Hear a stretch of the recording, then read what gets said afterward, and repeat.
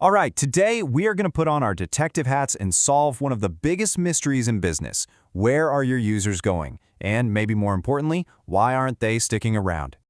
You know the feeling, right? It can keep you up at night. You see thousands of people visiting your site or your app, but only a tiny fraction of them ever make it to the finish line. It feels like they're just vanishing into thin air, but they're not. They're getting lost on a path that you built. And today, we are going to find out where. Okay, let's officially open the case file. To get to the bottom of this, we have to think like detectives. We're going to follow a really structured investigation, starting with mapping the scene, then uncovering the motive, and finally closing this case for good. So what are we really talking about here? Well, the heart of the problem is something called a funnel. Just think of it like a path you've laid out for your users. And when they disappear, it just means there's a leak somewhere along that path. Our job is to find that leak. Every good investigation starts by securing the crime scene. For us, that means we have to clearly map out the entire user journey, every single step. That's the only way we can figure out exactly where things might be going wrong. So what is a funnel, really? It's pretty simple. It's just the series of stages a user moves through to do something important, whether that's buying a product, signing up for your newsletter, or getting through an onboarding process.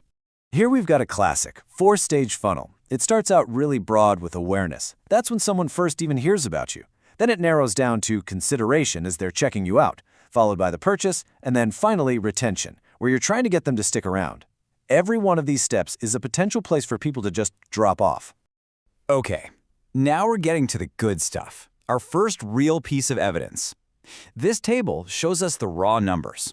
We started with 10,000 users, but just look at those drop-off rates. I mean, that first drop is pretty big, sure, but whoa. That 72% figure in the consideration stage, that is a massive red flag. Our mystery is starting to take shape. With the scene all mapped out and our first bits of data collected, it is time to zero in. We need to find the single biggest leak, the one spot where we are losing the most people. This is our #1 lead. Now this is what I love about visualizing the problem.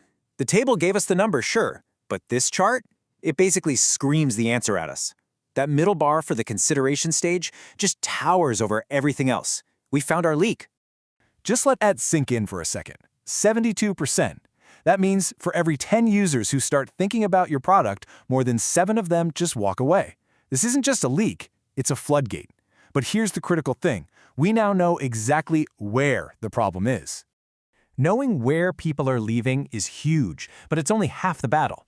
Now comes the most important part of any investigation. We have to find the motive.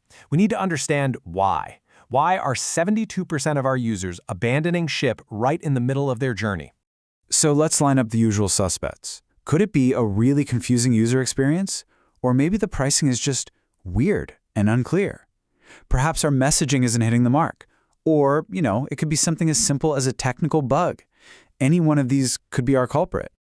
To figure out which suspect is the real one, we can't just guess. We need more evidence. This is where diagnostic tools are your best friend. Things like session replays, so you can literally watch what users are doing, or exit surveys, where you can just ask them straight up why they're leaving. And there it is, the smoking gun. A direct quote from a real user who was trying to give you money but hit a wall. Unclear pricing, and it was the shipping costs specifically. This isn't a guess anymore, people. This is basically a confession. The motive is crystal clear. Case cracked. We know where the leak is, and we know why it's happening. But a detective's job isn't over until the problem is actually solved. So now, it's time to put a plan in place to patch this hole for good. Look, a good fix isn't random. It's systematic. First, we come up with a really clear improvement.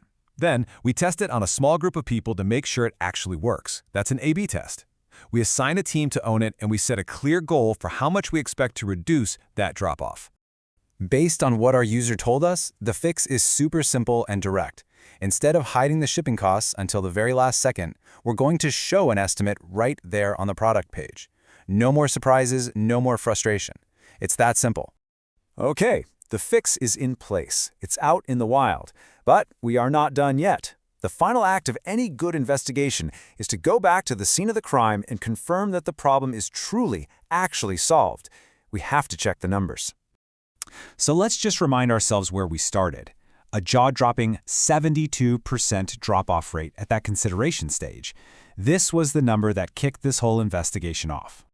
And look at that. After our fix, the drop-off rate plummeted to just 25%.